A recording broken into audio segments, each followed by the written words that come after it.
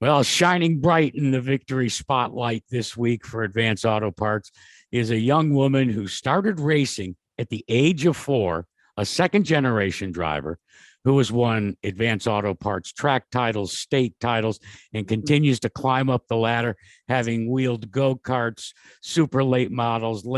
Brittany Zamora, as you heard when my cohort Lenny Baticki was with me early in the show, is a true wheelman, I should say wheel woman, and she joins us now. Brittany, thanks so much for joining us here inside the wind tunnel. Of course. Thanks for having me. Let's talk a little bit about your climb to what I'm assume is your ultimate goal, and that is to be in a starting field for a Daytona 500 somewhere down the road. Was it according to plan? Because as we said, a family run operation, your dad then seeing he had taken you just as far as he could, steps aside and kind of kicks you out of the nest. Well, so I started racing, like you said, when I was 4, started in go-karts, and I immediately knew that like I was having a lot of fun with it, right? At 4, you don't really know what it means by having a career in racing, but I knew I had a lot of fun with it and did some local stuff. And then we won a championship in kid karts. So my parents were like, oh, she might be kind of good at this. So let's see what we can do. Got myself into go-karts until I was 14. And then won multiple championships in that, went to nationals and everything. And then got into stock cars, did mini stocks, late models, super late models, all that good stuff. And was still really successful in that. Did a year of K&N in 2019. And now I'm back to the late model program. So short track racing is where I'm from and it has my heart. So I'm glad to be continuing that with Rackley War this year and excited to see what we can do together. Yeah, Rackley War, well known, is also having maybe a carrot at the end of the stick for you. As I understand, Matty D's wheeling their truck right now. But how badly do you want to just not only prove yourself and win tons of races for Rackley War, but try to convince them to expand eventually into a 2-truck team?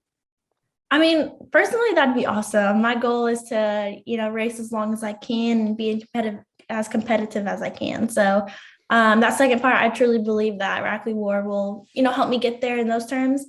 But it kind of just comes down to sponsorship. We want people who have the same values as myself and as Rackley War to be on the car. So the phones are ringing for sponsorship over there, but it just kind of depends on if we feel it's a quality relationship and it's something that will be long-term, because we like to keep our partners and sponsors for more than just 1 year, So it's just, for me, I would personally love it, but we'll just kind of see what happens after this year.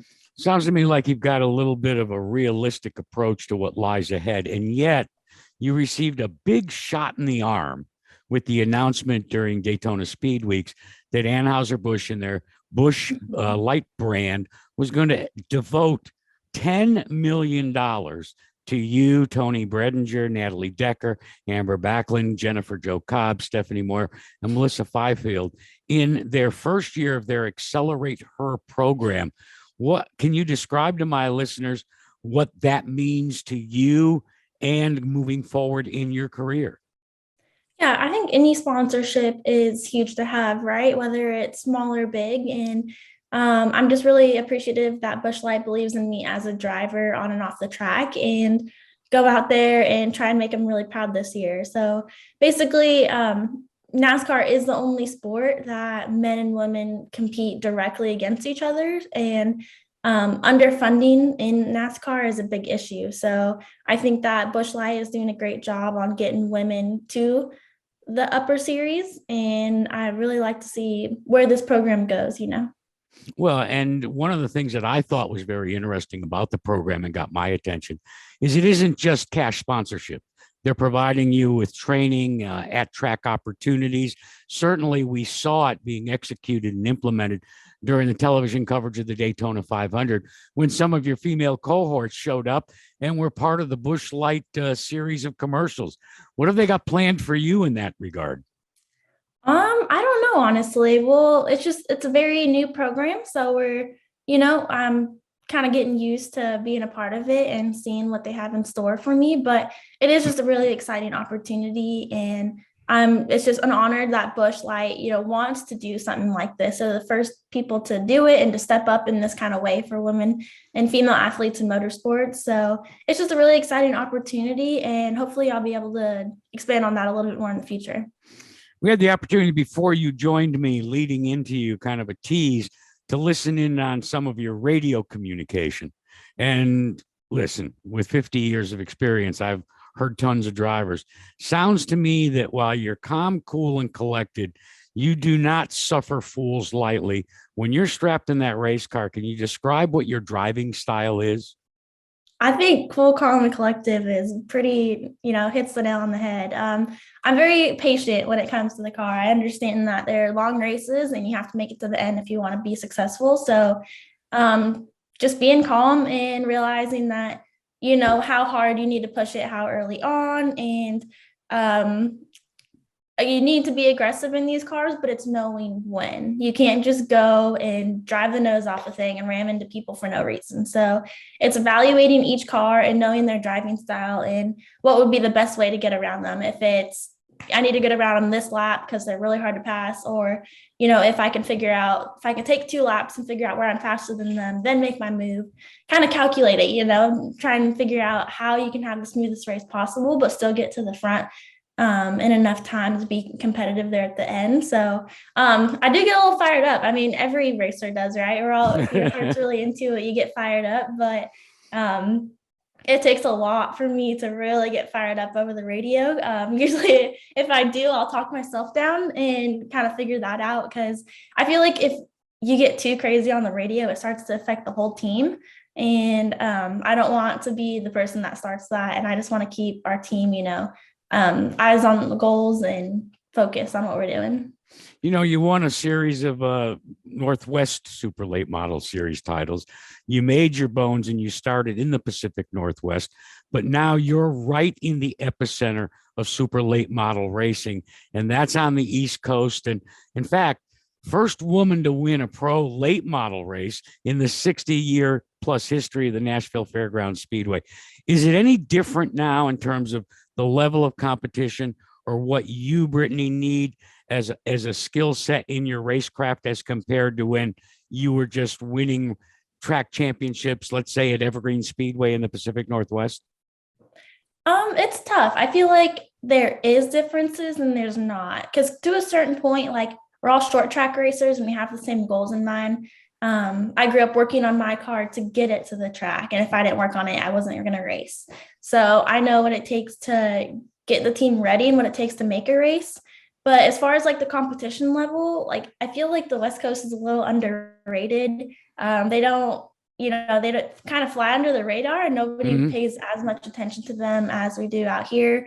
But the competition is still really stout out there. And I think that honestly geared me up for the right competition to be competitive out here. So I do think that some of the drivers out here are next level late model drivers. And it's going to be another adjustment, to continue racing out here and be top 3 and winning as I was out there. But I know I have the right car behind me. I know I have the right crew. Rackley War is amazing. And I just know if I put my time and effort into it and give it my all, that will likely have the same results as I did back out west.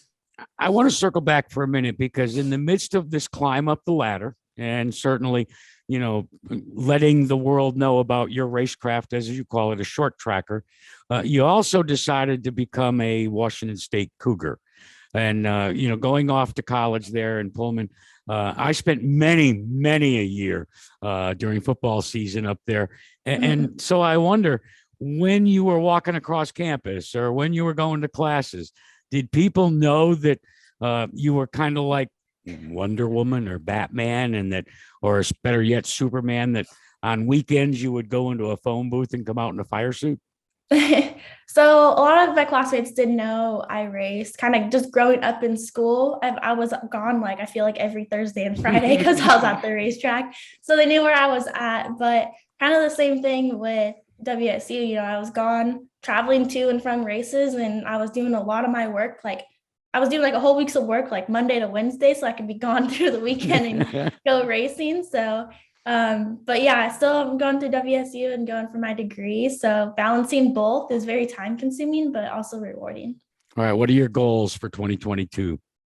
Ooh, that's hard. I feel like it's a new experience and it's a new track. I've never raced there. New series, new drivers. So I'm not sure what my realistic goals are going to be for this year, but I do know that we have the potential to be one of the top cars and possibly compete for a championship. So if we can just go out there, it's a 6 race series, starting actually next weekend, the 5th. So it's coming up pretty soon, but just go out there and just be smart and be patient but also, be aggressive when I need to and push the car to the limits that I know that it can take and see what we can do. I know starting it off at the Alabama 200 is going to be a hard race. And so if we can get like top 5 or podium there, that would be great. A lot of big names going there. And a lot of those races have a lot of experience at Montgomery. So me going in, being my first race is just keeping your goals realistic, but still being able to achieve them and overachieve them. So just go do our best. And on my end, be as prepared as I can on off the track aspects from there, and hopefully we can be competitive and hopefully close to a championship at the end of the year. We'll see what we can do. I have little doubt that success is on the immediate horizon for you, Brittany. But final question for you. You, like thousands, if not millions of us, sat and watched as a young rookie by the name of Austin Cindric scored the biggest victory of his life and giving his owner, Roger Penske, a grand 85th birthday present. When you look at the success of someone like an Austin Cindric, or you see where a former Advanced Auto Parts Weekly Racing Series national champion like Josh Berry gets to parlay it and finally secure an Xfinity ride, does that make you hungrier? Yeah, I think just being a racer, you're competitive in nature, and seeing somebody like Austin Cindric, who's only a couple of years older than me, going out and winning the Daytona 500, first time at his first attempt as a full-time driver in the Cup Series, you're like, dang, like I can do that too. And it's just, everybody has a little bit different paths of getting to the top series, but the goal is the same, right? To get there and race there and be competitive as a career. But it's just recognizing the different paths it takes to get there. I feel like that we all have our own struggles and kind of bridges to get over to get there. But it's you see stuff like that happen and you're like, okay, like it's a reminder that it still can happen, and just to keep your head up. Brittany, this has been a real treat. I do appreciate your taking some time. My wishes for you are nothing but many, many, many checkered flags this season.